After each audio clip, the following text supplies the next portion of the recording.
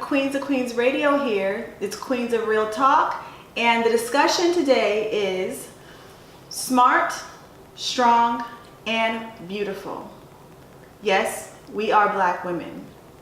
I am Queen Maisha, and Queen Shavaka couldn't be here with us today, but we do miss her. And I'm going to start on my right, and can you please introduce yourself?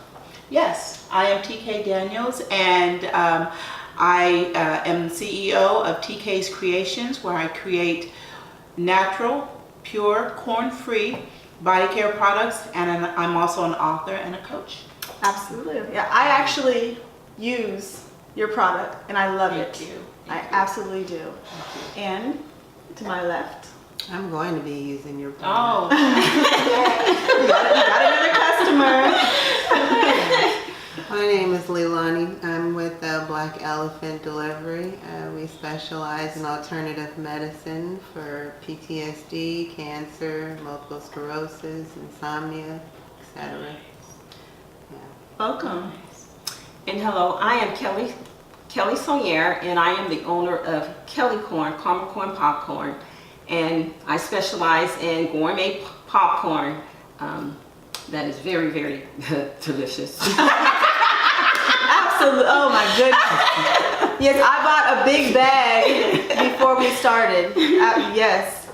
So let's open up the discussion with, let's tell everybody where we're from. So I was born and raised in Southern California.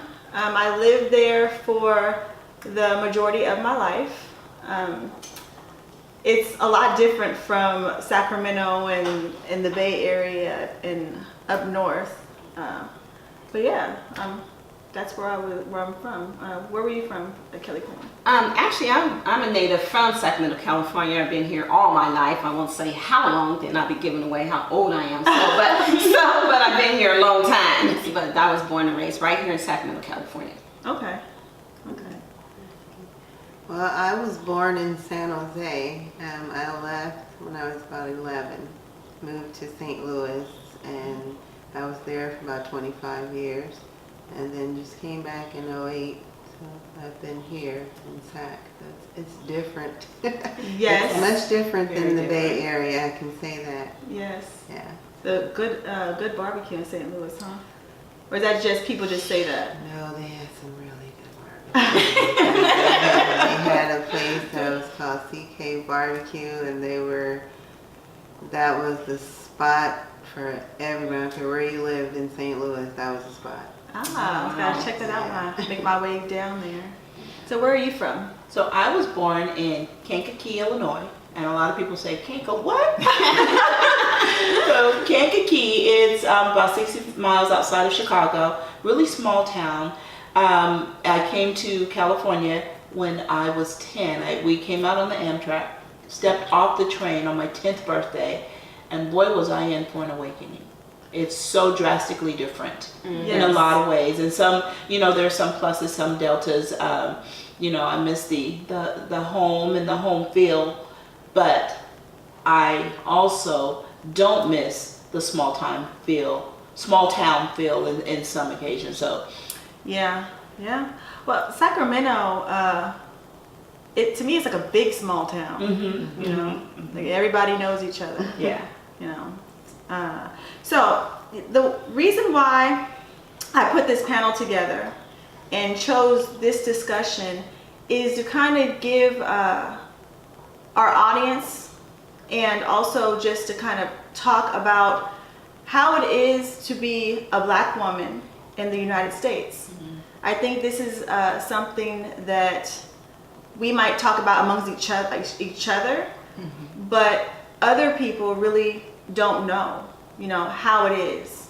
I think they kind of assume. Mm-hmm. Just kind of assume that it's just a certain way, but there's a lot more,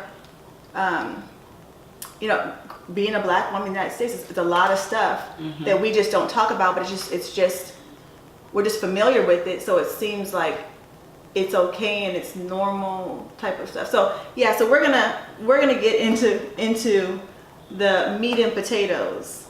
So the first question I want to ask is how, growing up in the United States as a young black girl, so way back when they all have to go back in our heads, trying to describe it, if you had to describe it to someone. And I'm talking like the age group, like maybe like elementary school. You know, and I know we all have a different, we all were in different elementary schools and probably had different communities. I know with me, I was in Southern California. It was very diverse. You know, we had a lot of Asians, we had a lot of whites, we had a lot of Mexicans, you know, and actually we didn't have that, where I was raised, we didn't have that many blacks. But we had a lot of other diverse races and cultures, yeah. So for me, I didn't really see a lot of older black women I could mimic, or I could basically around me, you know, besides my mother and the women in my family. And for me, it was really hard, you know, because I looked different than everyone else, you know, and even the teachers, you know, I didn't have any teachers that could look like me, you know, but when I was a little girl, I didn't realize it, you know, so I'm gonna open it up. Well, for me, I remember when I think back on my childhood, I remember growing up, running outside barefoot, playing, and I remember the penny candies, and not because I'm so old, but because of the small town feel. Right. You know, Mr. Jenkins around the corner, he had the corner store in his front living room, where if you had a nickel, you could walk out almost with a bag full of candy. And I remember falling asleep or going to bed with the front door open and just the screen door latched. And that was the small town feel of my childhood. You know, at some point, my mom was married for about 1.5 years, and we moved to Detroit, and that was a culture shock for me. Yeah. But I grew up a tomboy, so I held my own. I did not recognize that, because it was so diverse. I have my family is very diverse. I have cousins that are Caucasian. I have cousins that are they look full Indian, and you know, there's some black in there, because black that's what I identify with, and that's what they identified with, even though they have very fair skin and red straight hair, or the black straight hair. I didn't recognize that I was different until I moved to California. We landed in initially Woodland, but Cameron Park is where we found our home at. And I didn't realize that I was different, or that the skin color made a difference until someone asked me, because I was at a school where it was mostly Caucasian. My brother and I were the only American descendants of slaves, and then there was one other boy there that was black. And so when they would ask me, "Can I touch your hair?" Oh goodness. And I didn't know I didn't know to be offended or how, I didn't feel anyway. Right. I just, you know, I was like, okay. I didn't know. I mean, I had no desire to touch their hair, because, you know, so that was when, and when I realized that I spoke differently, because growing up in the Midwest, we said dow, baby dow, and fo and fab and now. What's a baby doll? A baby doll? You don't know what a baby doll is? Like a doll. A doll. Oh. So, yes. Yeah, so I'm used to this right here. I had to get used to That's what they did. They're like, huh? Right. Because, and I did that on purpose so that you could see that was my experience when I came here. When I came to California, we were talking about Christmas, and I said, I want baby doll. And I want baby doll, and I want, and they were like, what? And, and I said, like 4 or 5 of them. And how?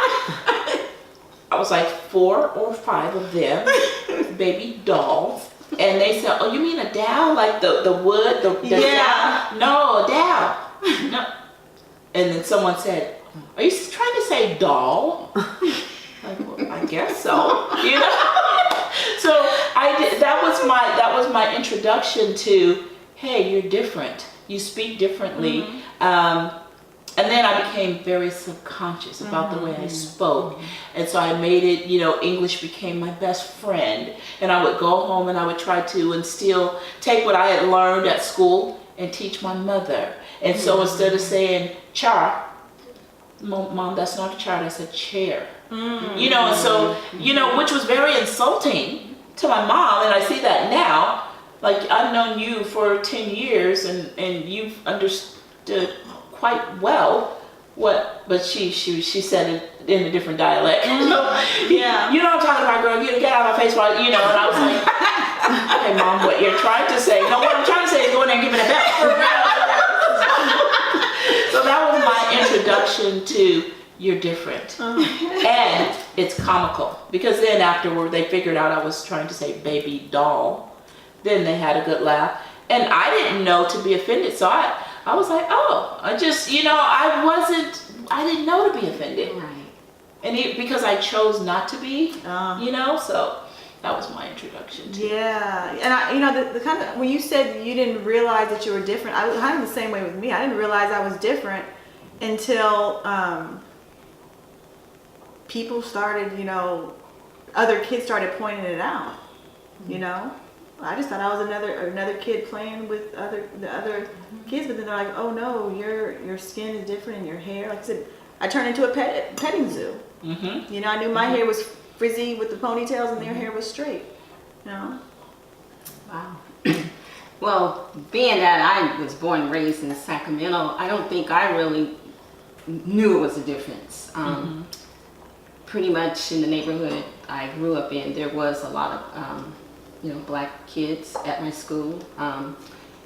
It was a mixture of kids in the elementary classes, although now we think about the teachers, I don't remember too many African American teachers during that time. The only thing that sticks out with me is the hair was really kind of like I won't say an issue because I think when we're that young, we really don't know it's an issue. But I remember we as, like me and my cousins and stuff, like when we were playing, we would always get a towel. Oh, I did that too. Yeah. And we would put it on our heads, and we'd be swinging it, like the little Caucasian girls would do. But I don't think we understood what we were doing, and I don't know if it was just because we wanted the long, pretty hair or the long hair. And because back then, even in our own race, it was that whole saying, good hair, bad hair. And as a young girl, I didn't have the long, luxurious hair, or because my hair would fall out because I had eczema. So sometimes I would get bald, like bald spots. And I remember always being teased about that. But like I said, the only thing, that really stuck out was this whole thing of getting the towel and just swinging, our hair. So that I do remember. But I think it really came real to me about the skin color was when I used to go to South Carolina during the summertime. And if you were black and you walked into a store, it was like they were looking at you and I think we were at one time I was in one of the stores. I think it was where you buy material and stuff. It's not very clear, but I just felt like the woman that was in the store, the way she was treating us just felt different.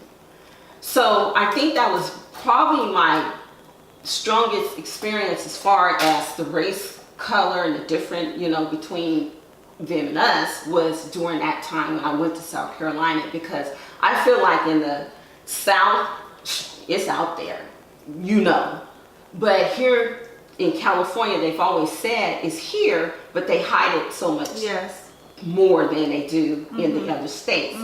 So they can be smiling in your face but hate your guts, or that kind of thing. That's normally what you would hear. So that was my experience, because I just even remember, because I was raised as an only child, but I would always go to my grandmother's house, and there, there were kids that lived across the street that were Caucasian, and we were just kids. Yeah. We would go out and play, climb trees, go to the railroad track, like you said, go down to the store, get the penny candies, walk over to the swimming pool, all of us as a group. And as kids, I think as kids, we don't really see color like that.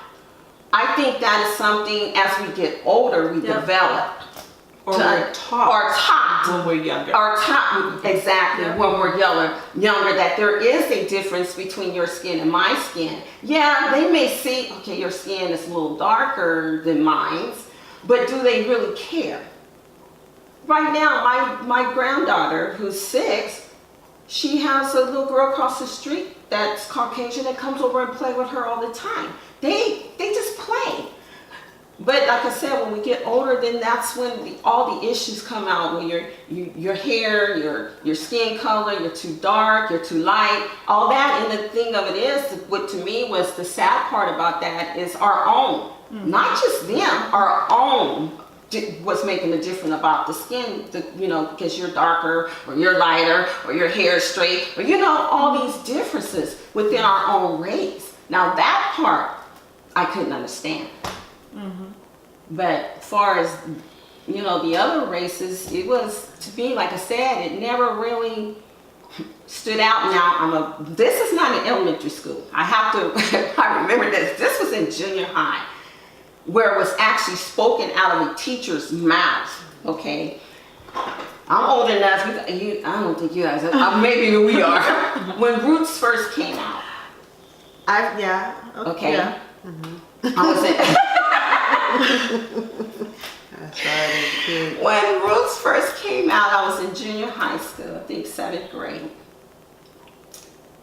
And that day, it seemed like all us black kids showed up to school angry, mad, and upset.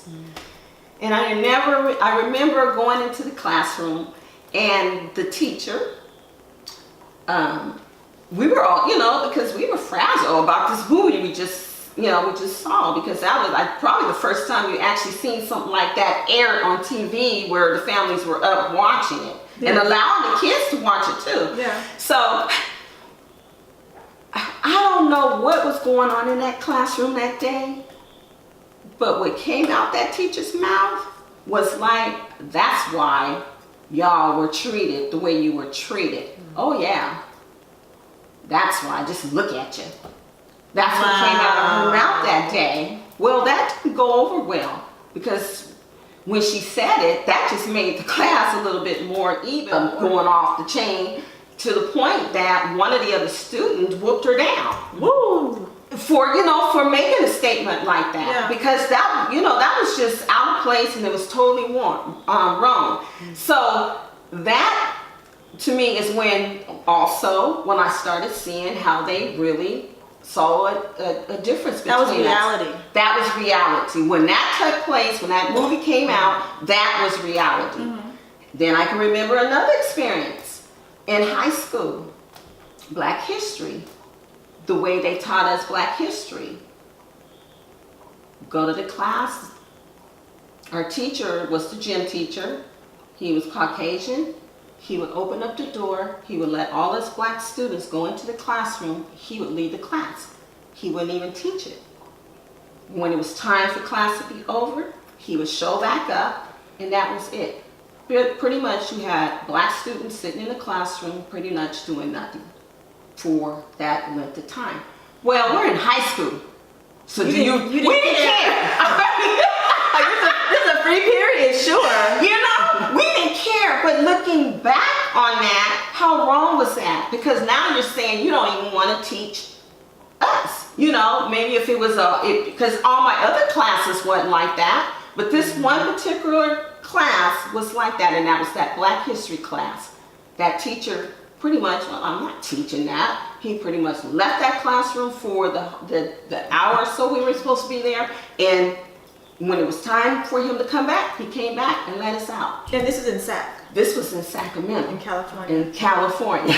So that's when I started kind of seeing the difference between the way we were, being taught in the school system And just in general, of course, the older you get, then the more you see it. But I think at age 10, age 5, and all of that, I think we really don't see that.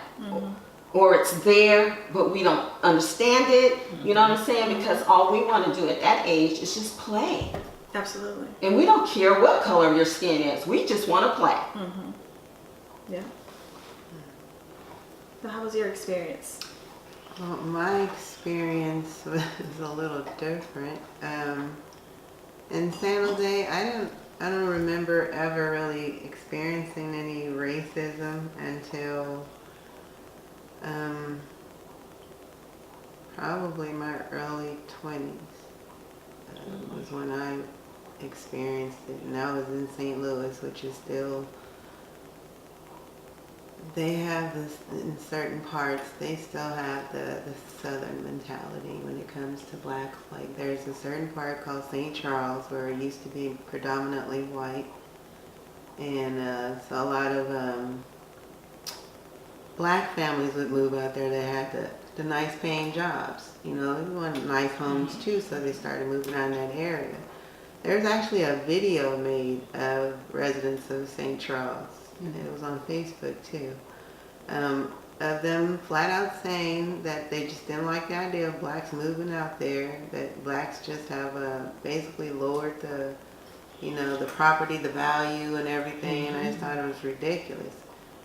But as far as me personally, I was in my early 20s, and it wasn't even from someone white, it was from someone Asian. So I thought it was hilarious, just me being me, because I laugh at stuff. I just thought, I used to go to this beauty supply store all the time. I'm a wig and weave queen. I've been one since teenager wearing weave and wigs. I went to this beauty supply all the time, and I didn't spend a little bit of money. Like, I would spend like $300-400 every 2 weeks. When I got paid, I would go in there. And the lady that owned the store, she loved me, because she knew when she saw me coming, I was coming to spend some money, right? Well, she was there, but she wasn't at the register. She was in the back somewhere, and there was another guy in there and someone else at the register. So when I walked in and I went down one aisle, I know the person they spoke that was behind the register, but the guy was like 4 aisles over. So when I walked in, I walked down looking for something. I was like, no, let me go over here first. So I go back and I see him come down to the aisle where I was at. So I didn't pay him no attention. I went to another aisle to go look for some other stuff. And then I see him coming down that aisle. I'm like, okay. So then I go down another aisle. Now I'm looking at you, and I just go down another aisle to see make sure I'm not, you know, mistaking anything. And he came to that one. I went to another one. He came to that one. So I just stopped. I said, really? And he just looked at me like he didn't understand. Like, I know you understand English. Or at least you understand this. You know, don't follow me around the store. I did. I told him, don't follow me around the store. I spend way too much money in here for you to assume that because I'm black that I'm coming in here to steal something. You about to pay a light bill. Yeah, you know. And so the lady came from the back and she heard me, and she's like, hey, what's going on? And I was like, your employee. She's like, what's wrong? And I told her, and he's like, no. She went down there. Not her. She just got on. It's like, okay, let this one know, because that's not cool. So that was probably the first time it was really in my face to me. As I grew up, my family's just different. Like, the whole background is different. Like, my grandma's Creole. My grandfather is Blackfoot and Cherokee Indian. There's some other stuff in our family. I've gotten Asian cousins, like these are blood relatives. Wow. I have Caucasian relatives in my family. We are just a mixture of all God's creatures in my family. Like, seriously. So I didn't grow up seeing color. Right. You know, I never saw color. And I'm probably the one kid out of my mom's, and there was 5 of us, and as far as I know, I am the only one who's dated outside of our race. And we weren't taught, racism or anything. It's just, I guess that's just their preference. I just didn't care. I didn't see color. So I've dated Asian, Black, Mexican, Arabian, Italian. Like, I have been around the globe without leaving. Knowing you've been around the I've globe. been around the globe without leaving the U.S. Like, really. And, Wow. and my mom had one particular boyfriend my mom had, and he was like a father figure. He passed away, so they were together for like 13, 14 years. So I introduced him as my stepfather. And he did not like me dating outside my race at all, which was weird to me because he was light as hell. He was light to where he looked like he wasn't just completely black. So I was like, I was dating this guy named Michael. Michael was Arabian. It's like, he doesn't like you dating. I was like, okay, well, like, not trying to be funny, but I don't care.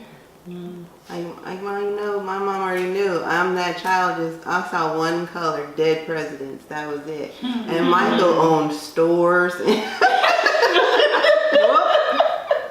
Hi, Like, really, he owned stores. Like, his family owned grocery stores, liquor stores, and property. So I didn't care. I never saw color, and still to this day, I'm the same way I raise my kids. The same way my kids are black. I do have one son that's, he's half white. My husband's white. We've gotten stares from people like we don't belong in the facility with them. But my husband is just like me. He doesn't care. He's from Richmond. He's been around blacks all his life, grew up around them, so he don't see color either. He just doesn't care, never did. But we've gotten. I noticed my stepdaughter though. She's half black and half white, but she dates Mexicans. Like, every guy she brings home eats Mexicans. I don't know if it's just a preference. How old is she? She is now 20. 21. Yeah. But ever since she's brought in boyfriends home, they've always been Mexican, Hispanic. So. That's interesting. Because I'm just going to be honest. Because and this is true, because we do a real talk. I used to say I would date any race but the Caucasian race when I was coming up. And although I did date one, but I did. And that only because he hung around, black folks. And I'm listening to you now, I'm like, oh, Kelly, what made you put that in your head that all the race you will date, but you won't, that one you will not date. And coming back to think on that, I think it's because of all the stories I heard about how they did the black women, our ancestors, that put that thought in my head that of all the races, you don't do that particular color. And to the point, and I'm gonna be honest, where I told my sons, you bring any color home but that. But they didn't listen, because my middle child, my son, he is with a redhead, freckles, white girl, but she's sweet as pie. And when I first met her, I was like, okay, Shannon, didn't like,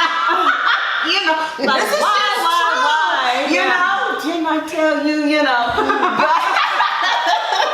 y'all can bring anybody home, but she is, I just love her to death, and I have a biracial grandson that I just, so middle son ended up, being with a white girl who was redhead and skin freckles that he met in North Carolina because he was in the service. So he met her in North Carolina, and like I said, they ended up having a son together.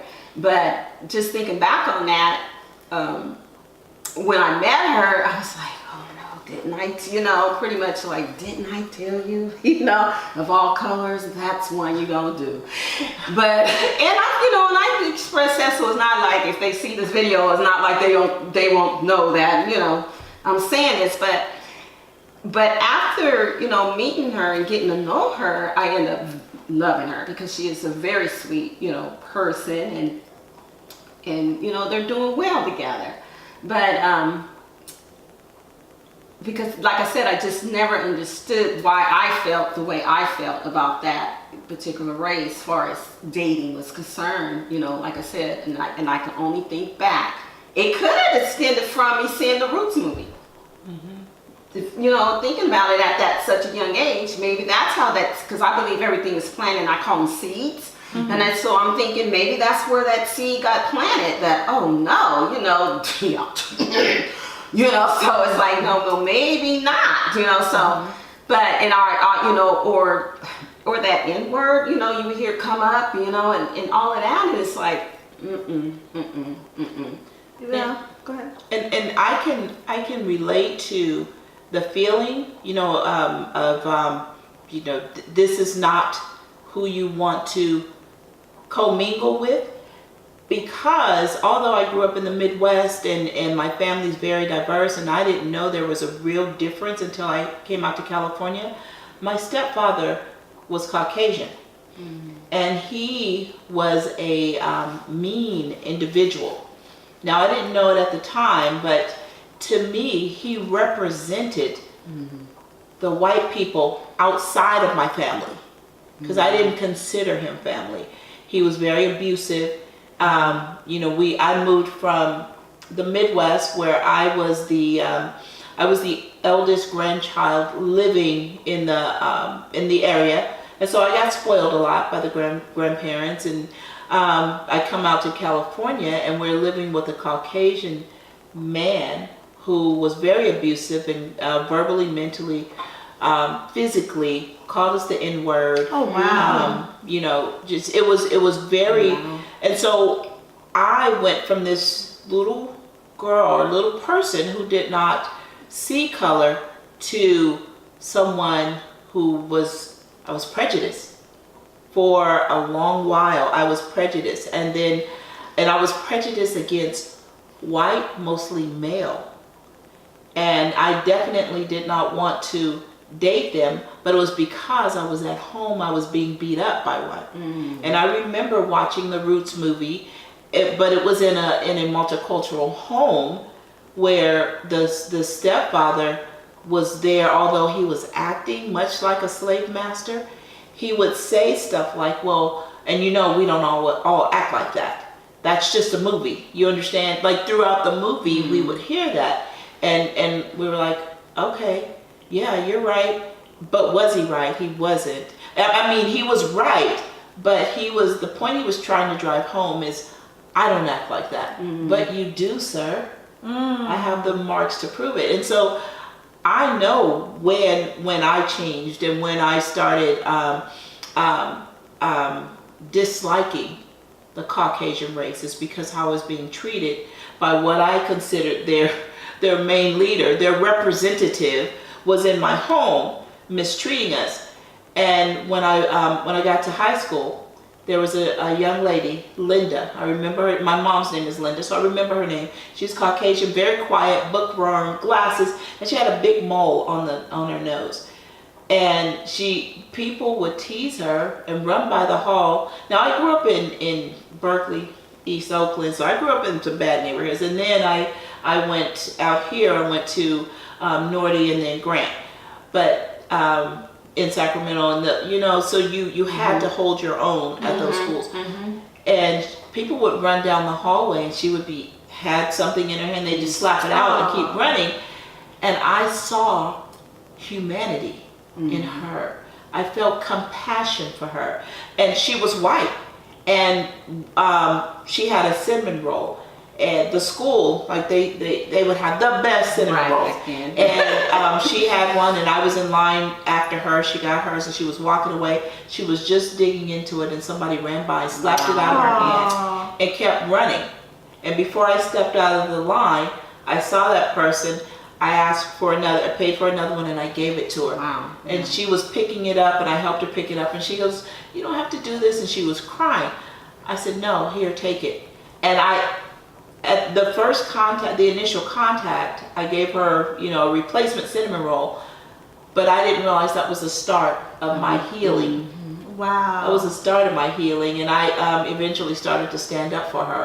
And then I saw that it's not, the person at home is not a representative of Linda. Right. And the many others that are out there. He's just an evil individual, and evil comes in all races, shapes, sizes, colors, creeds, what have you.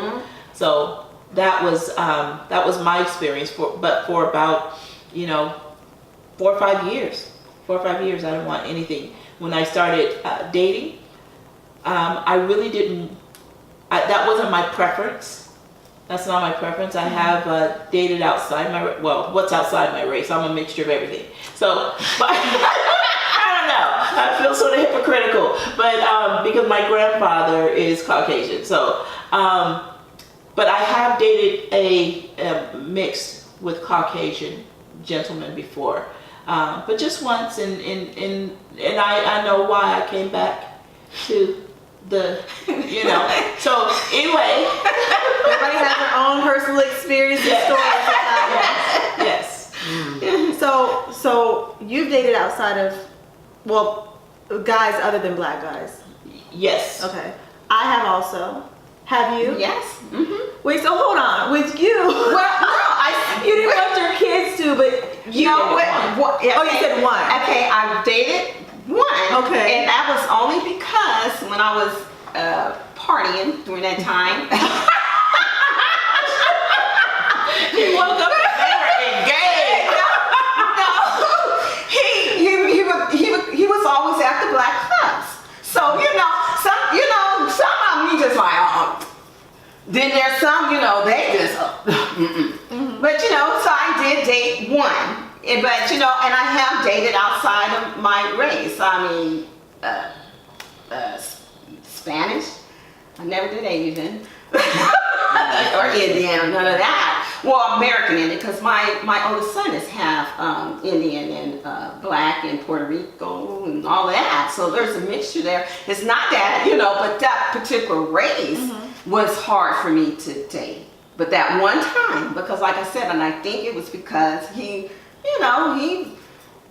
acted like one of the He acted like he had some soul. He had and soul. soul in it. That's the he difference, had yes. some soul in Yes, it, and yes. so and he he was fun, but but like I said, but I would always tell my my sons, but like I said, my son is half something, his wife is Creole mixed all up, so I got a lot of mixture grandkids running around, so.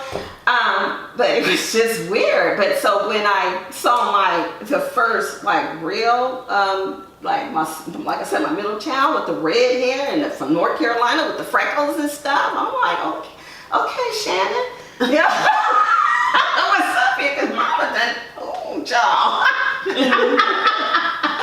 But like I said, she's a beautiful person, and I got a beautiful grandson from her. So. So I guess now my view of that is different. Yeah. Because I just, like you say, I don't care what color you are, there is prejudice in every race, including us, amongst each other. Just like I said, it's not just we're prejudiced or maybe not liking this race or that race or vice versa, but among each other, that goes on. And so I'm just saying, I look at people now, not by the color of your skin, by the way you treat me. Yeah. Because I have met some beautiful people outside my race. And so accordingly to that, and that's just how now, and of course, who lives inside of me, I have to treat people with love and respect. Even sometimes if they're disrespecting me, sometimes I'm just like, okay. Now, I actually had someone ask me a few days ago if I would care if my daughter dated outside of her race. And I'm kind of like you. I've dated everything. I dated Asian, Mexican, white, Middle Eastern, all of it. Okay, because again, where I was raised, it was It's a mixture. yeah, it was a diverse, and that's just what everyone did. It wasn't that big of a deal. I think the first white boyfriend, or guy I was seeing was, I think I was like 16 years old, so and that was not that big of a deal, and I didn't feel odd going out with him or anything. But with my daughter, I would prefer for her to find a black man. But I answered this person, I said, it's all about who treats her well. If a white man could treat her well versus a black man that she's dating, then go ahead and do what you do. But now with me growing up, like I said, I didn't really feel the racism and the difference in color until I was in my 5th grade class, and this one little Asian kid, I don't know what I did with him or what he did to me, but he turned to me and he called me the N-word. But now prior to that, I never experienced that. It was kind of, besides the hair thing and talking about the skin tone, but both my parents are Southern parents, and so I would hear it. My mom would tell me stories about her growing up and my dad growing up and how it was, but I never experienced because I was in California. But with the dating thing, I think as black women, it's more of a taboo versus when black men do it. And I've ran across a few young black ladies who just started dating white men, and from my personal experience, dating white men, I felt like they couldn't see past my skin. They would say things like, you're pretty for a black woman. You're smart for a black woman. This for a black woman. Versus if I knew if I was a white woman with them, they would never say that. So therefore that's telling me you're looking at my skin. And you can't get past that. But now I have dated some that did have that soul. That soul feeling, because they were raised around black people and they would never say anything like that. And then I dated ones that were very ignorant. They would say racist things, and when I check them on it, oh, why are you being so sensitive? Because what you're saying is offending me. And the more I learn about my history, you're really offending me now, and I have to say something. So with me, and you can help me out with this because you're married to a white man. I kind of feel like it's when I think the white man needs to understand, if he is dating us, that he needs to understand our history and kind of needs to have the sensitivity and kind of somewhat understand our struggle. Because if you have, and I was explaining this to a white guy that I was dating, you like black women, but you don't understand what we go through as black people as a whole. So if you have a child with a black woman, your child's gonna be black. So what happens when that child comes home and is having some racial issues, and you're so oblivious, you don't know how to really, tell your child the proper thing to do or how to help them with their feelings. And by me telling him that, I think something registered. Like, man, yeah, I wouldn't know how, because I'm blonde hair, blue eyes my whole entire life. So I think that's with my daughter. If she does date a white man, that white man needs to know, or either any other race, about us, and how it is. Because again, if you have a child and that child comes out our color and comes out with not straight hair, can you tell this child the proper things to do out here in this world? When it comes to police, comes with getting a job, with all of that, can you tell them the proper thing to do? So have you come across anything like that? Not really. Nate's he's pretty laid back. Like, I always tell people I was blessed, because when I asked God for specific characteristics, I didn't ask for color. I just asked for the characteristics I wanted in a man. Wow. And he just I just happened to got a white man. And we were actually friends for 2 years before we got together. And I was dating other guys at the time because I wasn't in a relationship. but it got old quick because I'm the type that I'd rather be in a relationship. I don't get much out of the whole dating this one and that one. You know, never have. So when we started, I just got tired of being by myself. So I just asked God, like, okay, just, you know, if this is the person for me, because first my kids brought it to my attention first. They're like, Mom, it's time for you to just chill out and just get one person. My daughter and my younger son, they were like, we like him. And I had to stop and think because he had actually been consistent in my life. Like, I mean, just as a friend, he was consistent. As a man, he was consistent. And he wasn't just consistent with me, he was consistent with my kids. You know, my older kids. And he's still consistent to this day. You know? So, I always say I was blessed because I have someone that I feel like he's for me. He's my soulmate. And I've had people that ask questions like, oh, what made you date a white man? And I always tell them, well, God.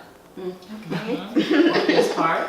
You know, Yeah. God made me date a white man because I asked him to bring me a good man, and this is the man he brought me. Right. You know, so when I asked God, you know, I'm tired, I'm ready, and it was just certain things that my husband did to let me know, okay, this is what God had in store for me. We've been together, besides the 2 years of friendship we've been together, it's going on 8 years next month. It's beautiful. Yeah. Right. So, So can we all tell, like share with each other how many kids we have and their gender? So I have one daughter, she's 7.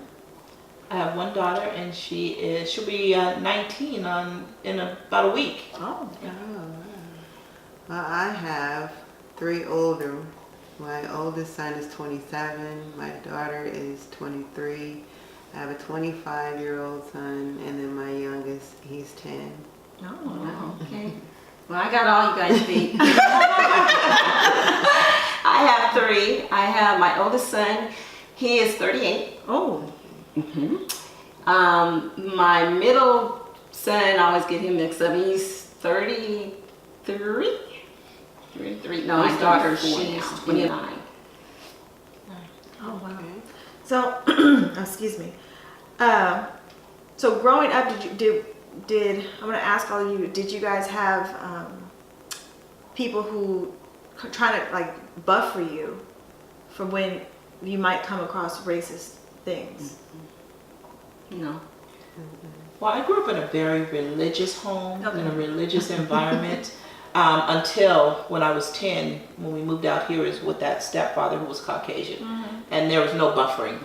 As a matter of fact, I think that's what made me so strong. And to stand up and tell a man, I wish you would say something to my daughter, you know, because of the way that I was treated by a stepfather. But no, I didn't have the buffering. Well, my mom would say, Christ was buffering you. And so, so if Sister Patterson was here, that's what she would say. But no, because I was oblivious to the racism. Yeah. So with me, I had, I would say my mom was the biggest person with the trying to get me prepared. Like I said, both my parents were from the South, so I would hear stories. You know how our parents, they tell the same story over and over. So that to me, that kind of prepared me, you know. And my daughter, I do try to prepare her because the school that she goes to, there's not many people that look like us, you know. And she's already told me she's been a petting zoo, and she doesn't like it, you know. So I have to tell her the proper things to say to stop people from doing that, or the other little kids from doing that to her. So how about you guys? Did you guys have anyone? You said no. You No. didn't have anyone. But did you guys prepare your children? I didn't have anyone because it was just, I don't know, we just didn't have that conversation. Yeah. Growing up, I would say majority of my friends were white. when we lived in San Jose, because back then it was majority white. Outside of my cousins, my friends were white. I went to this school and I was the only black kid in my class. You know, there was like, if I'm not mistaken, there were like 3 Asians and the rest were all white. So I don't even recall any conversations ever about race. And I know in our home, we grew up religious. My grandma was Catholic. She was one of those women that everybody in the neighborhood, in the community loved my grandma. She cooked and did everything, took care of everybody, but she didn't play. She only whipped me once, and that's all it took. Yeah, go get the switch off of there and come back with the little one. She's like, no. No. Yeah. My grandma was really Catholic, like, and in our home, when they talked about things that they didn't want us to know, I noticed they talked in French.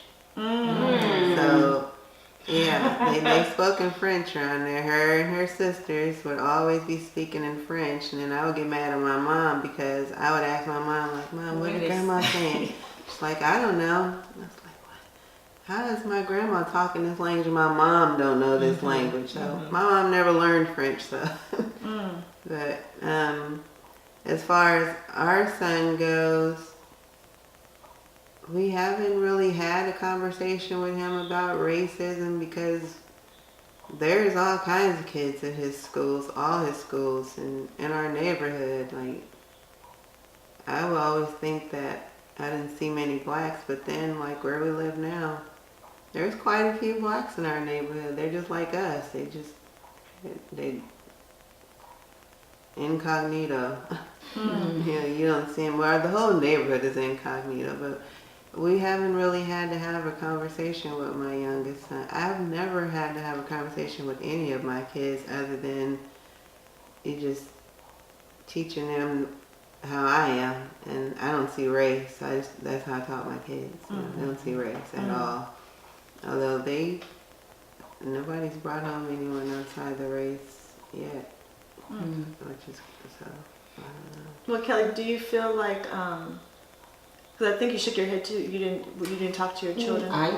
No, because the thing about it, when my kids, when they were in school, the teachers, because I think too, how they act, how they respect the adults and stuff like that. And I think I never really had to. Now I would say, once again, that middle child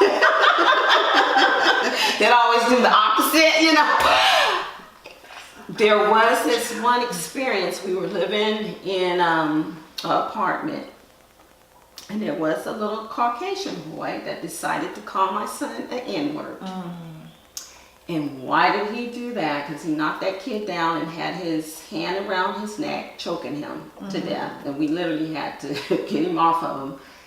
And the thing about that, the little boy, he was kind of like a model, and so my son's, that's how, he was, his neck was with handprint because of that one statement. And even with that experience for my son, I didn't whoop him, because for me, if you are bold enough to sit there and call my son the N-word, then because back then, I think I don't even know how I would have reacted to somebody sitting there literally in my face and calling me an N-word. Okay, so now, okay, back then, I was a little bit different than I am today. Yeah, a little less godly.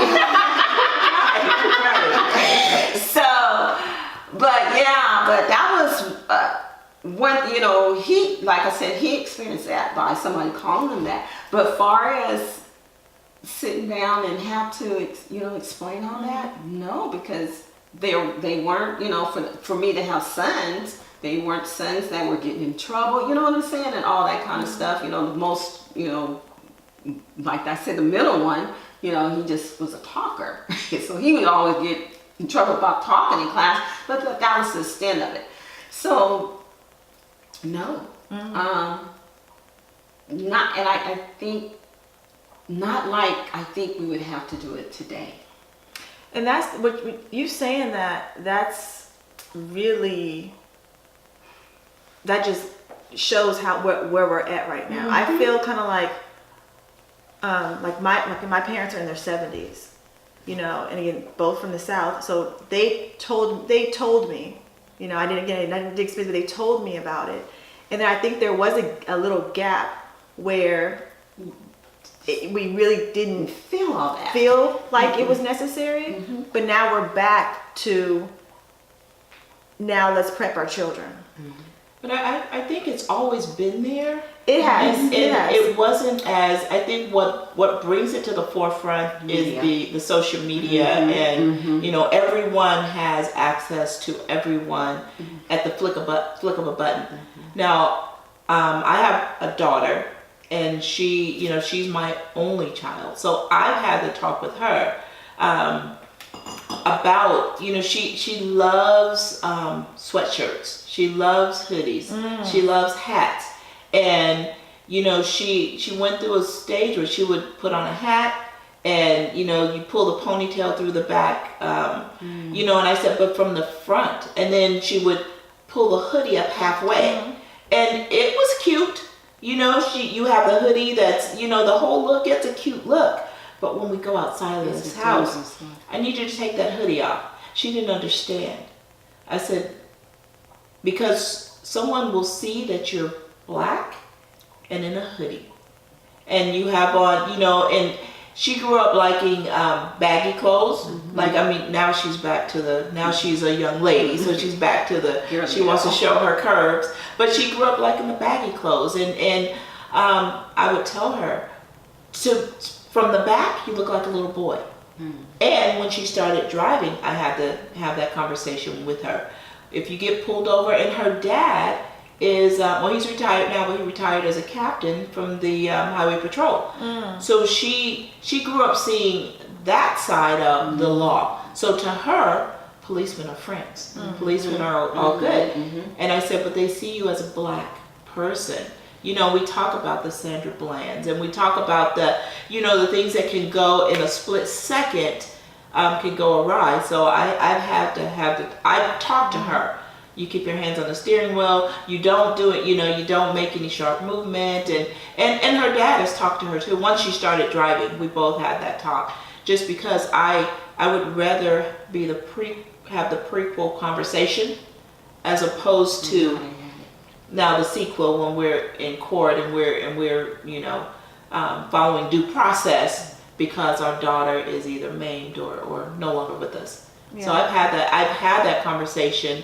And it's unfortunate. I didn't have it when I was young. As a matter of fact, I think my mother avoided because we were living in the house with, you know, but I've had to have it.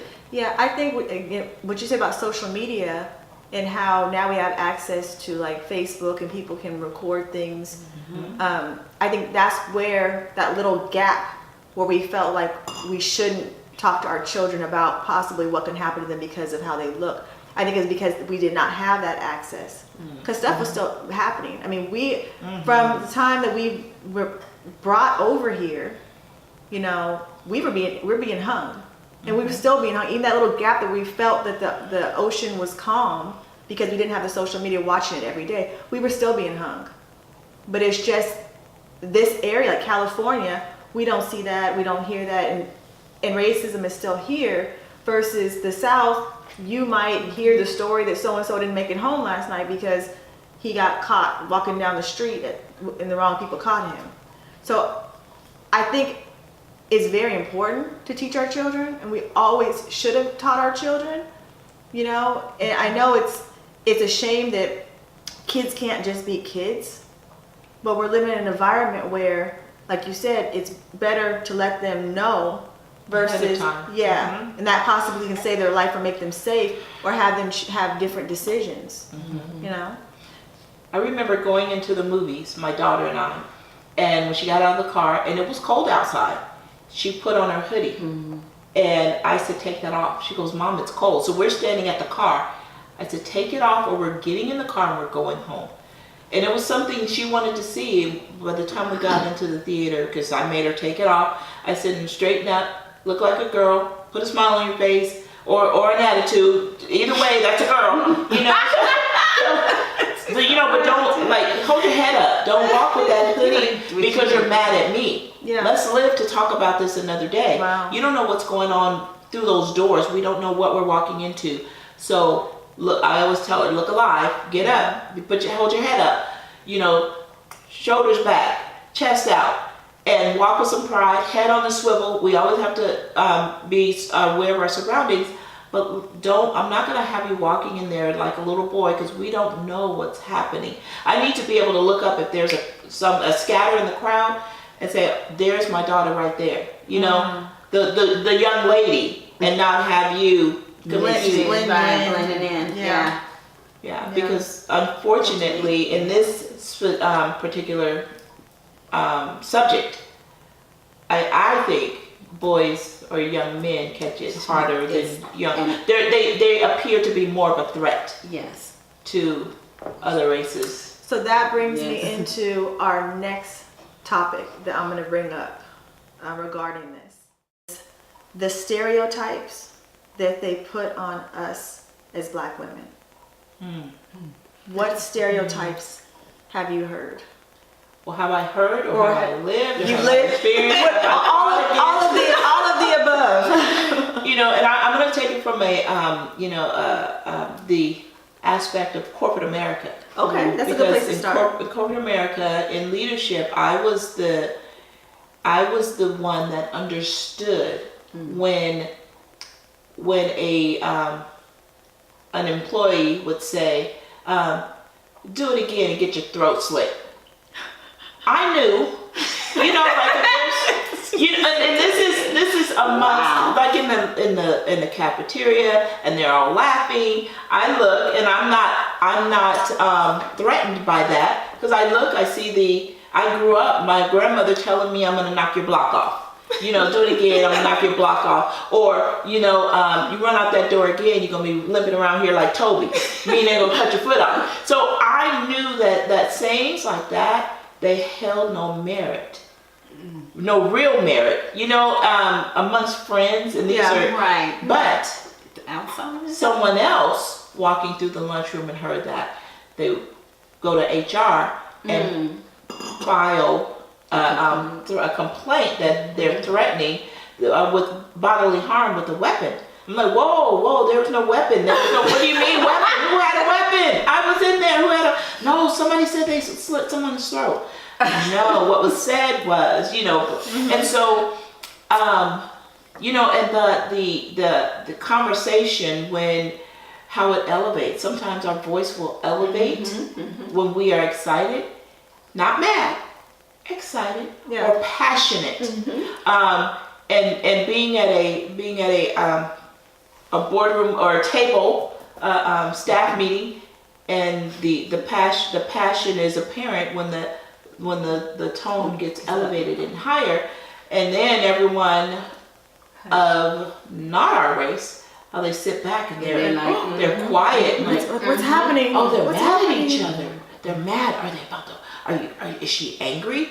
I'm like, no, relax. And so it's cultural diversity is much needed in corporate America. I mean, in society, period, but specifically corporate America, and constantly, it didn't bother me when someone, one of my peers, would say to me, "What horse did you get that ponytail off of?"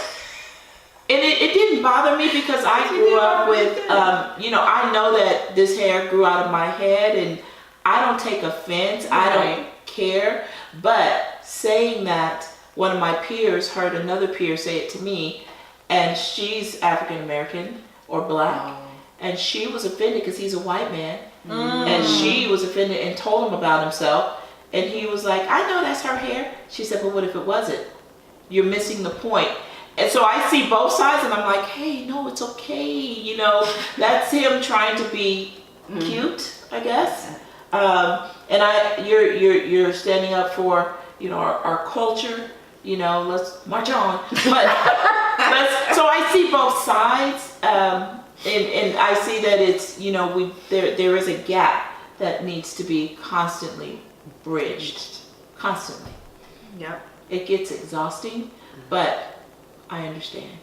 I understand.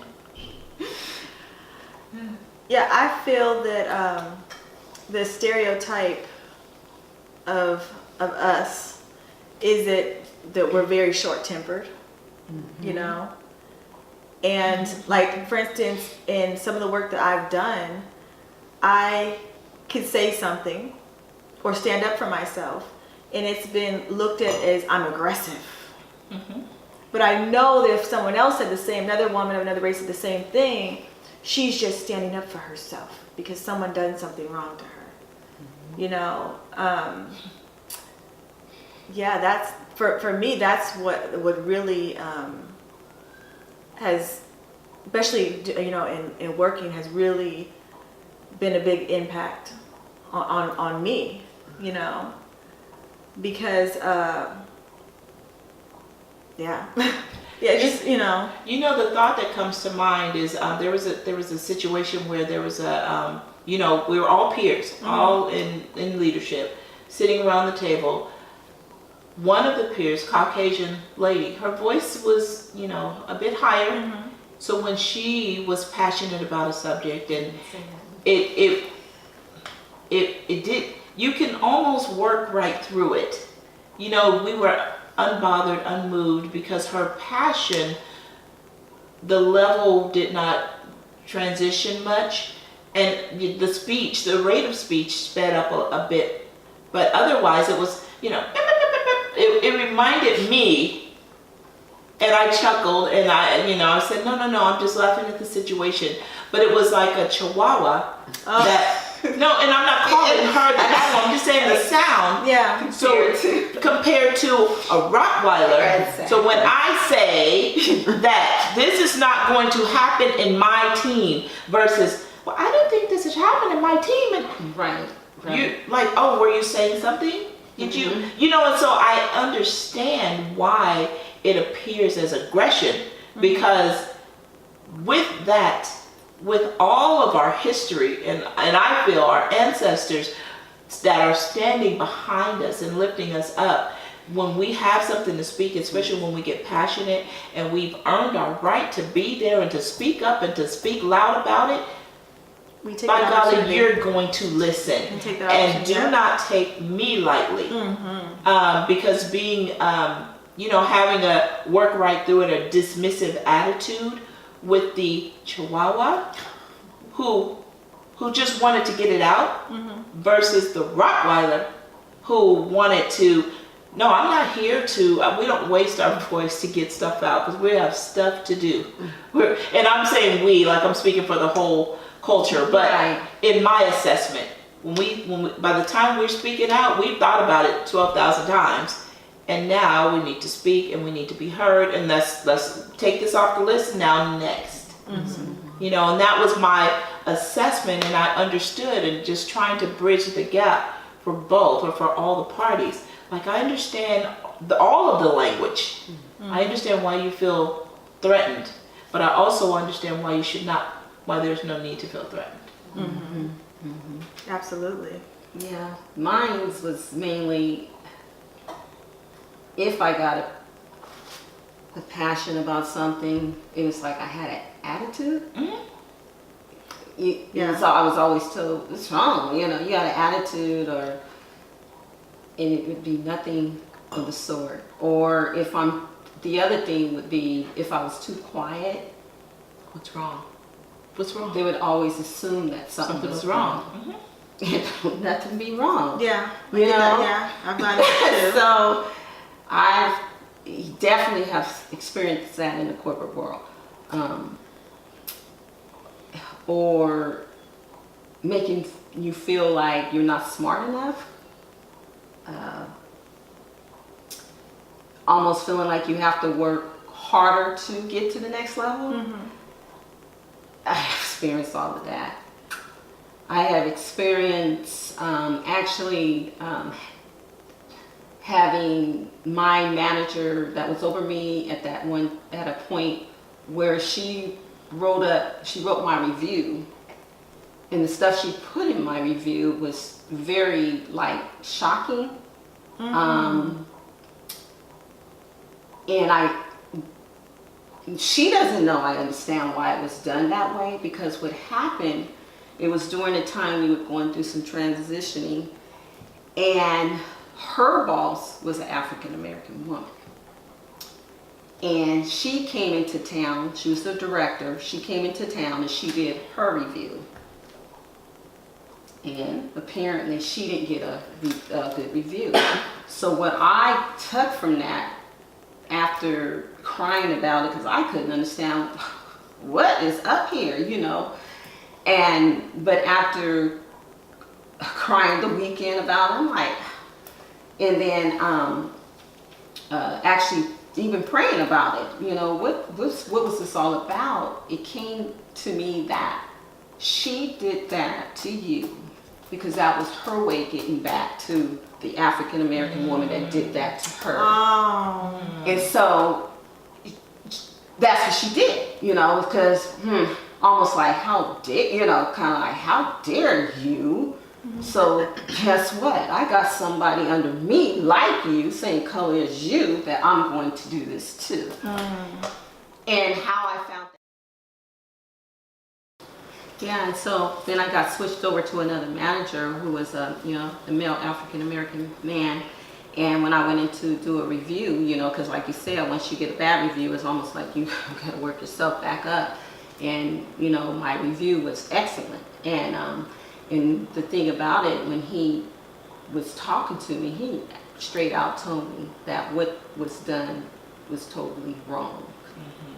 And he said, and I saw that, but he, you know, at that time he wasn't my manager, but he literally, and that just confirmed what I had felt. The reason why it was done to me was because of her getting the review once again from a black woman, reviewing her, and then her feeling like she, okay, take what I'm feeling out of her. And that's what I got from that. Yeah, I mean, I feel like here in the United States and probably worldwide, that people stereotype that we can take more abuse than other women. You know, that we have this attitude that, you know, we don't have feelings, our feelings don't get hurt. You know, I was reading something about, on the internet, about black women get less help from the doctors than other women, because they feel that when we say that we're in pain or something's wrong with our body, that we can handle it and we don't need, you know, the medicine as quick as other races. Do you think that it's because we find a way to fix whatever needs to be fixing? I think so. It's not that we don't, in my assessment, it's not that we don't need it, or, you know, it's not that we don't need the help or we would not like the help, but we're not going to allow your lack of assistance to stop us from getting done what we need to get done. And it's our resilience. You know, it's a beautiful thing when if you tell me I need to tear through that wall, especially to get to my child, and you're not going to give me a hammer, a nail, a knife, I'm going to find a way to tear through that wall. So, and you know, and it's just, life presents many walls. And so it's unfortunate that this is the case where I don't have to help them. And do you think that, so now, do you think that it's recognized that the doctors are doing this? Well, or people? Well, it's recognized, but it's not being changed. Absolutely. Like they were saying that like especially when black women give birth. I know. You I've know, heard they're that slower. story. And Yeah, I I've heard honestly, that for story. myself, when I had my daughter, when I got to the hospital, I told them I want an epidural. Call the person for my epidural. Oh, no, you're not going to dilate. Yeah, you're okay. You have time. I dilated so quickly that they couldn't give me an epidural. Now, I'm wondering, now I don't know, but I'm wondering if I wasn't black, they would have picked up the phone and called the person to have the person come down to get ready for my epidural. I don't know, you know, but that's my own personal experience. Yeah, I think I've read something about that far as when it comes to childbirth, there is a big difference between a woman of color or black on how we're treated versus somebody else. Mm-hmm. Now, I've heard that they always look at us as strong women. Anyway, I mean, and because we do act like strong women. Well, we are. I We don't mean, act like well, we are. And we have to be. And you're right. We're bred that way. Yeah. We're bred that way, and it goes deep. And I want to apologize for being a strong, strong woman.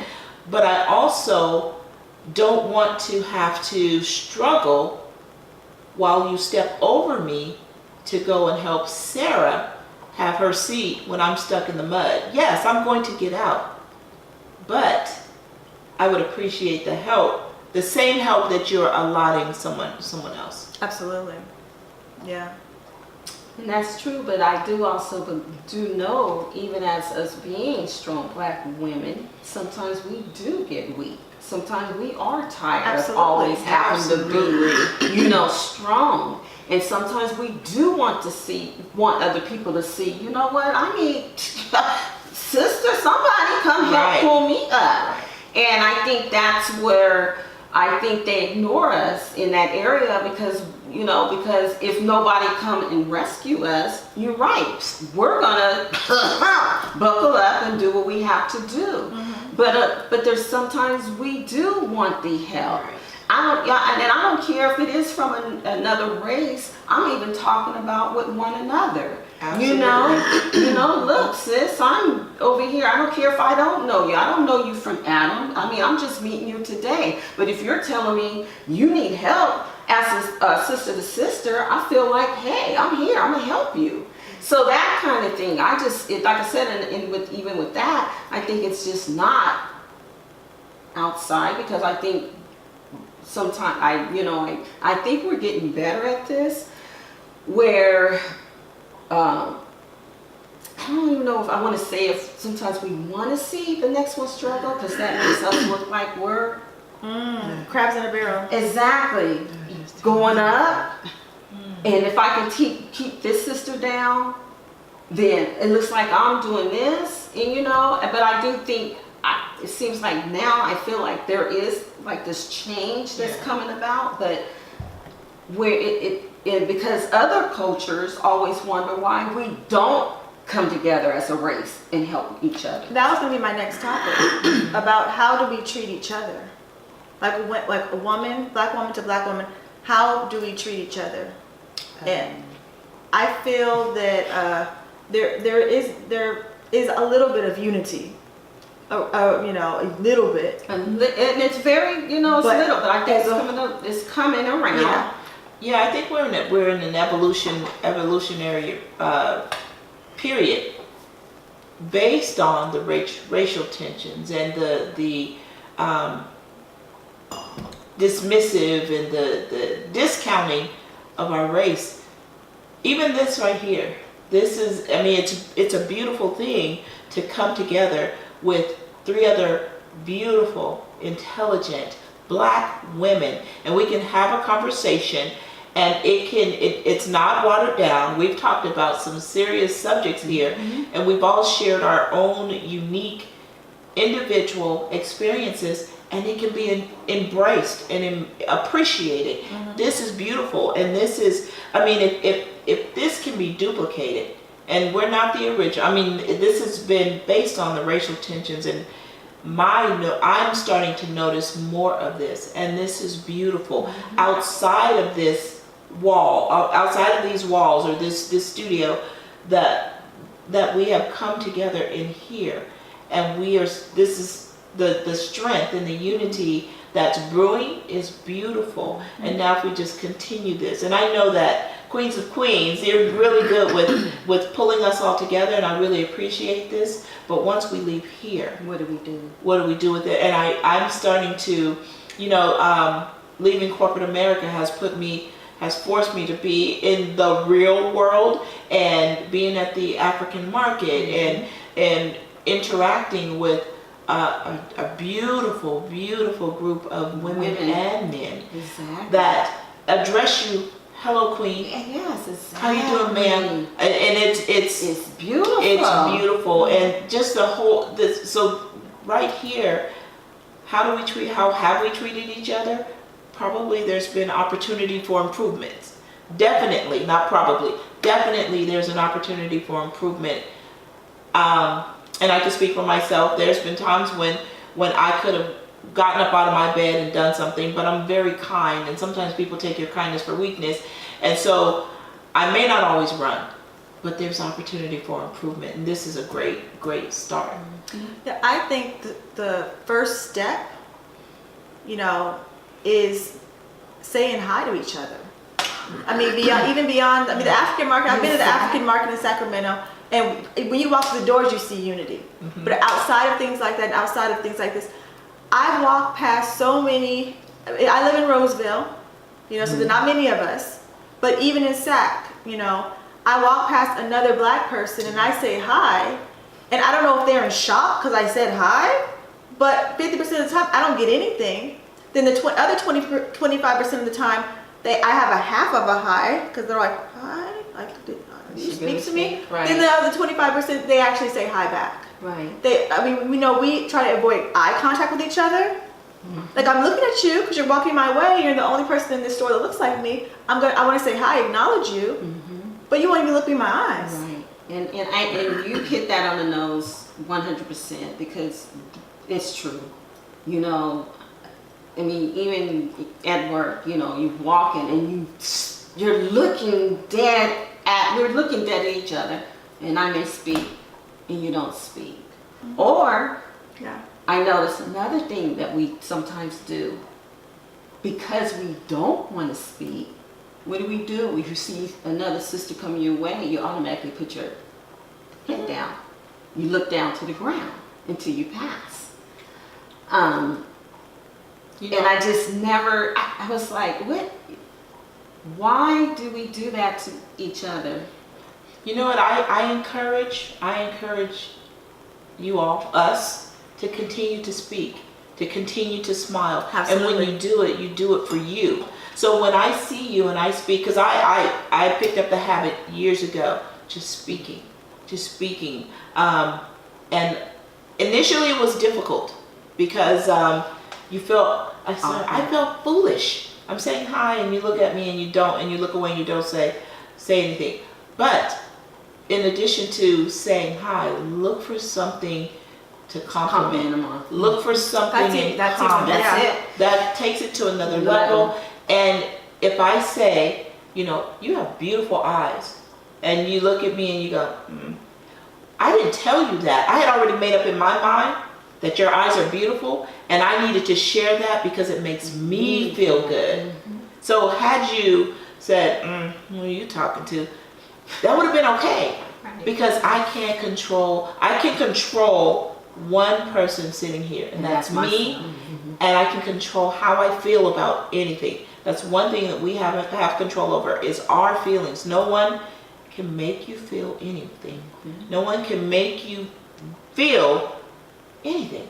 So even if you were to, one of my worst words is the B word. So if you could, let's have a talk, not today, in the future, let's replace the B word for the queen word or the princess word. Like, that's one of my pet peeves. Like, why are you calling? I was taught that we couldn't even say shut up when I was little, and now what's up, B? No, it just I don't allow my daughter and her friends to do that around me. My daughter, I better not ever hear, no. That's not, because it's degrading It that we is. have the challenges outside of this circle enough with each other. Mm. I am not going to come here. So I'm sorry, that's another topic. But when I'm speaking, I make sure I'm doing it for me. So whether you respond or not, I've already made up in my mind that That's I feel what you're good about gonna it. do. Absolutely. And yeah, and you know, and with me, because as you saw, I'm just a hugger.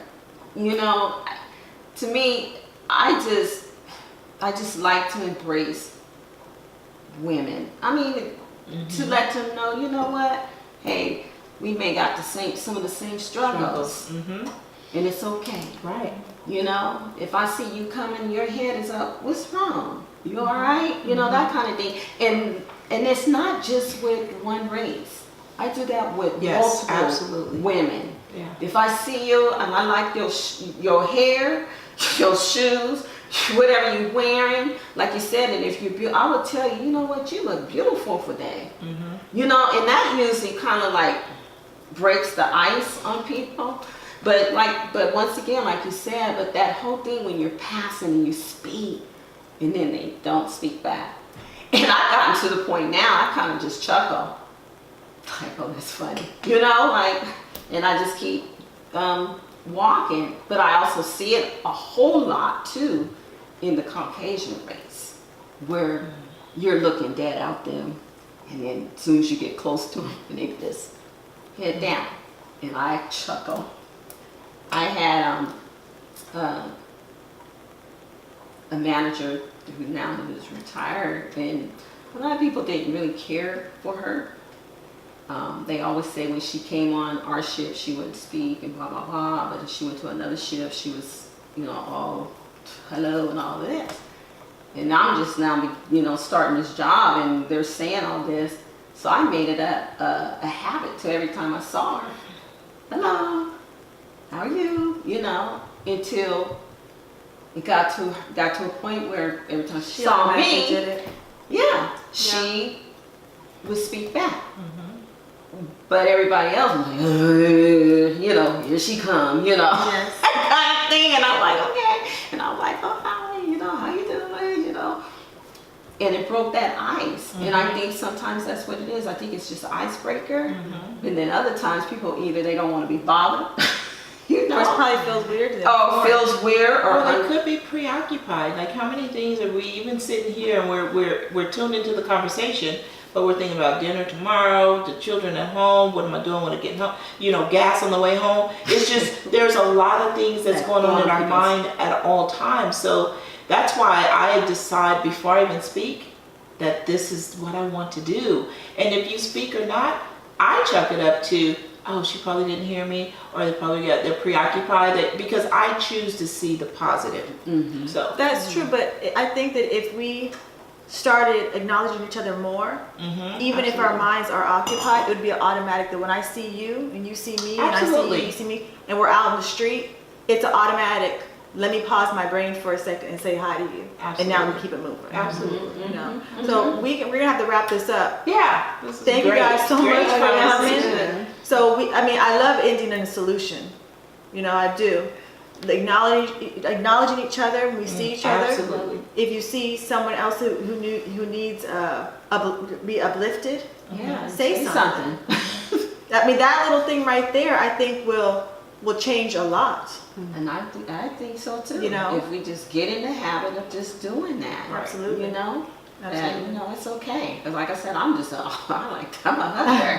And I'm like, okay, girl, what's wrong? You know, I see somebody in the bathroom at work and they, you know, what's going on? You know, and that's another thing. Sometimes things do be going on, and then next thing you know, that boo-hoo, all this okay, you know.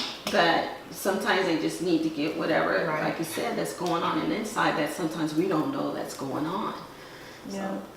But there is a solution. You just need to, one, stop and take time out to acknowledge, Yeah. you know, make sure that, you know, we all are okay. Absolutely. Absolutely. Well, this is Queens of Queens Radio, and we have Kelly Korn here with her wonderful popcorn. We have Black Elephant here with the Lani. They're really good edibles. with her edibles delivery service in Sacramento, and then we have TK Daniels with her. Oh, you didn't talk about your book. Oh, the book Choosing the Dance. It's Choosing the Dance is synonymous for choosing how you respond to situations. That's that, and the subtitle is recognizing your purpose in your pain, in the pain. So when there's a painful moment, just look for the purpose in it. After you weed through the pain, look for the purpose. What's the purpose? Because there are no coincidences. And so, and this is fiction. It's romantic. There's sex and betrayal and resolution and growth, and she finds her learns to choose her dance, and she finds her purpose in the pain. So I don't like reading when it's very slow, so it moves, and it's in spiritual overtone, inspired by God. So this is a good read. Absolutely good. Yeah, I'll put the links for the audience to be able to contact all of you guys and to get your books and your products, and it's an absolutely wonderful group. Thank you. Thank you. Thank you. Queen. Thank you. Yeah. So until next time, thank you guys. Queens of Queens, Queen Maisha here. See you next time. All right.